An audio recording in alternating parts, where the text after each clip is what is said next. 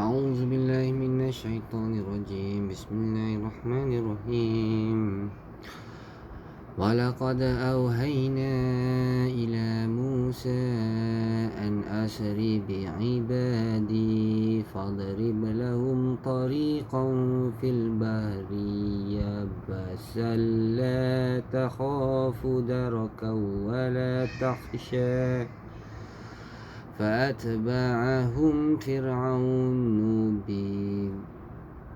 بجنوده فغشيهم من اليم ما غشيهم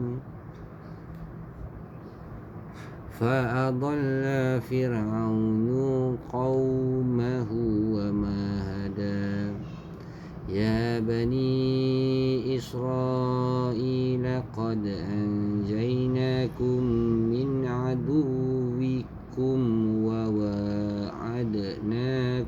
جانب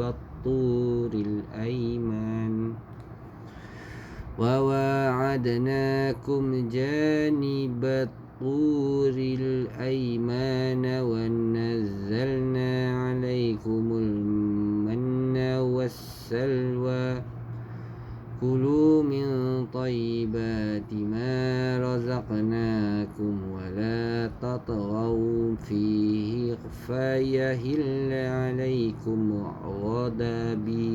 غضبي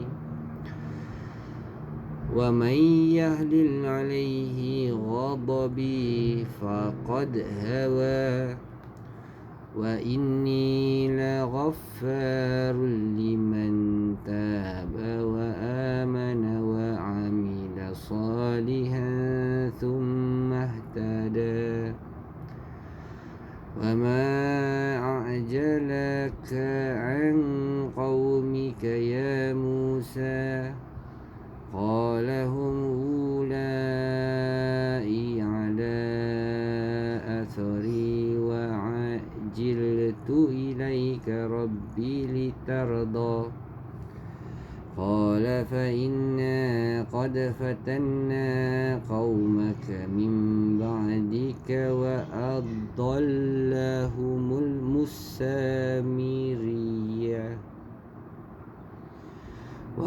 قال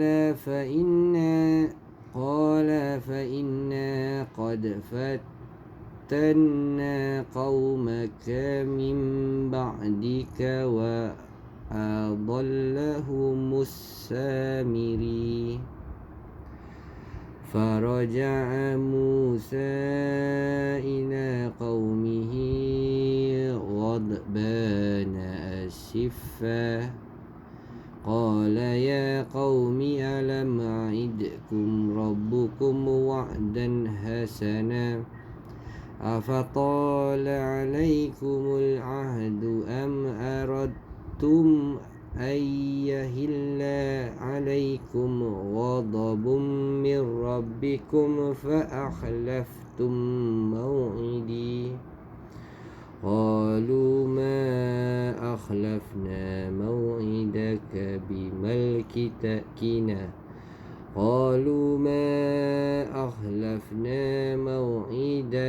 بملكنا ولكننا حملنا أوزارا من زينة القوم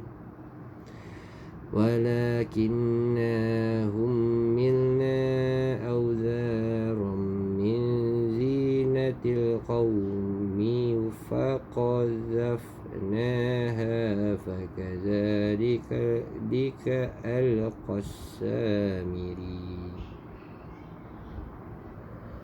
Dan sesungguhnya telah kami wahyukan kepada Musa, pergilah bersama hamba-hambaku Bani Israel pada malam hari dan pukullah untuk membolehkan mereka berjalan dengan kering di laut itu.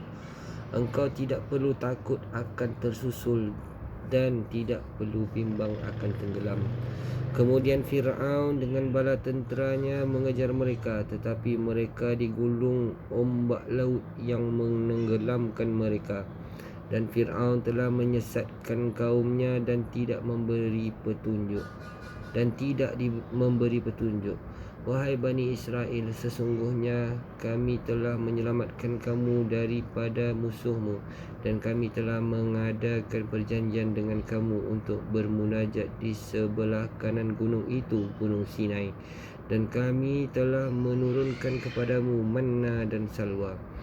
Makanlah daripada rezeki yang baik-baik dan telah kami berikan kepadamu, dan janganlah melampaui batas yang menyebabkan kemurkaanku menimpamu.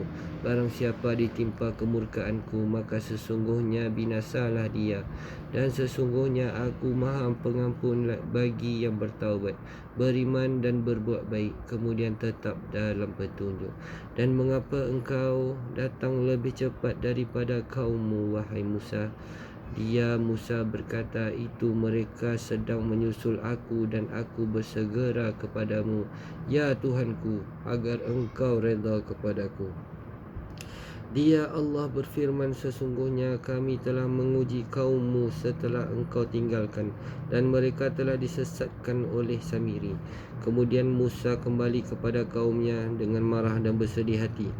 Dia Musa berkata, wahai kaumku, bukankah Tuhanmu telah menjanjikan kepadamu suatu janji yang baik? Adakah terlalu lama masa perjanjian itu bagimu, atau kamu menghendaki kemurkaan Tuhan menimpamu? Mengapa kamu melanggar perjanjianmu dengan aku? Mereka berkata, kami tidak melanggar perjanjian ini dengan kemahuan kami sendiri, tetapi kami harus membawa beban yang berat daripada perhiasan kaum Fir'aun itu. Kemudian kami melemparkannya ke dalam api, dan demikian pula Samiri melemparkannya, memukul laut itu dengan tongkat. Lihat surah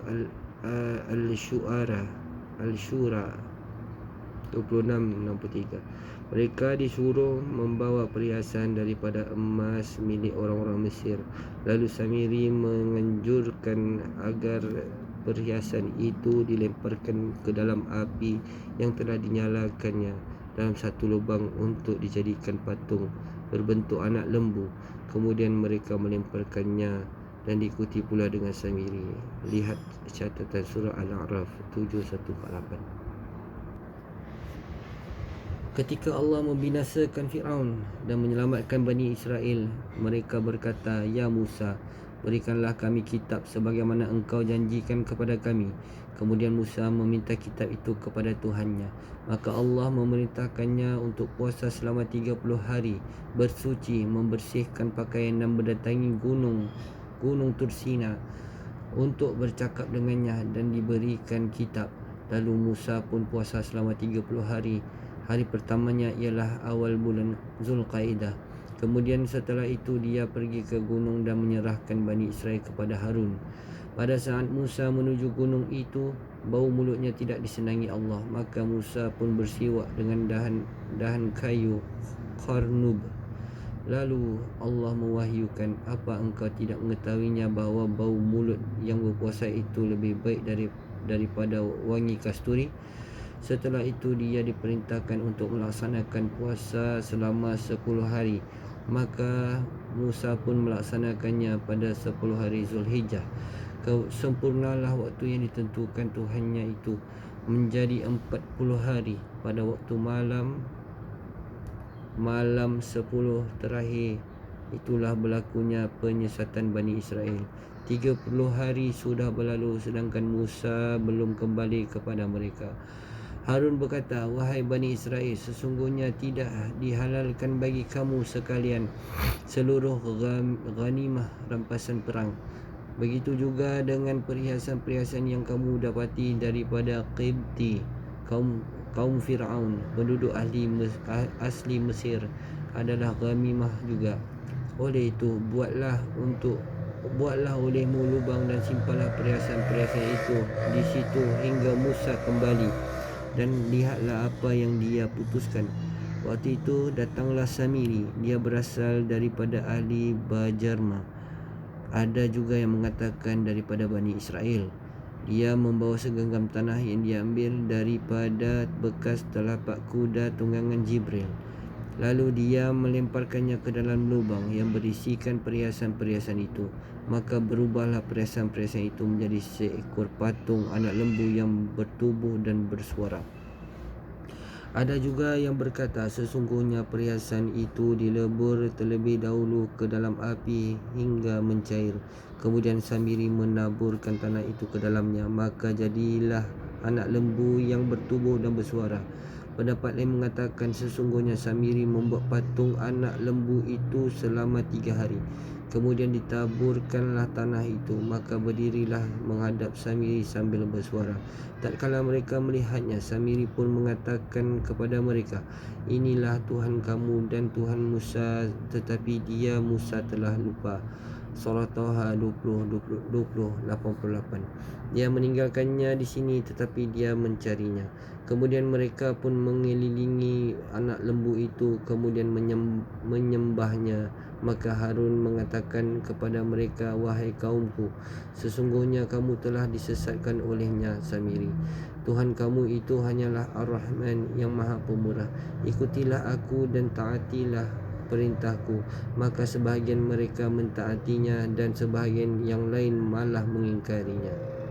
Daripada Abu Hurairah radhiyallahu anhu, dia berkata, Nabi SAW bersabda, sesiapa yang taat kepadaku bererti dia telah taat kepada Allah, dan siapa yang bermaksiat kepadaku bererti dia telah bermaksiat kepada Allah. Dan sesiapa yang taat kepada pemimpin bererti dia telah taat kepadaku, dan sesiapa yang bermaksiat kepada pemimpin bererti dia telah bermaksiat kepadaku. Hadis riwayat Al-Bukhari Muslim. Hadis di atas memberikan pelajaran tentang penegasan wajibnya taat kepada pemimpin selama bukan maksiat, kerana perkara tersebut merupakan sebahagian ketaatan kepada Allah SWT dan Rasulnya. Daripada Ibnu Abbas radhiyallahu anhu, dia berkata, ketika Samiri sedang membuat patung anak sapi, Harun AS datang kepadanya sambil bertanya, apa yang kamu buat? Samiri menjawab, sesuatu yang bermanfaat dan tidak membahayakan. Lalu Harun AS berdoa, ya Allah, berikanlah kepadanya apa yang diminta.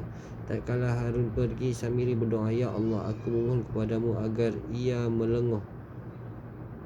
Maka ia pun melenguh, dan apabila ia sujud, ia melenguh. Apabila ia bangkit, ia melenguh. Hal itu kerana doa Harun. Hadis riwayat Al-Hakim. Hadis ini bukan sabda Nabi SAW, tetapi pernyataan seorang sahabat. Al-Hakim mengatakan hadis ini sahih sesuai dengan syarat Imam Muslim. Namun para ulama hadis mengatakan bahawa apa yang disahihkan Al-Hakim tidak dapat diterima sebelum disetujui Imam Az-Zahabi. Adalah satu kebatilan apa yang dinyatakan oleh Samiri setelah selesai membuat patung anak lembu itu, inilah Tuhan kamu dan Tuhan Musa. Musa telah lupa bahawa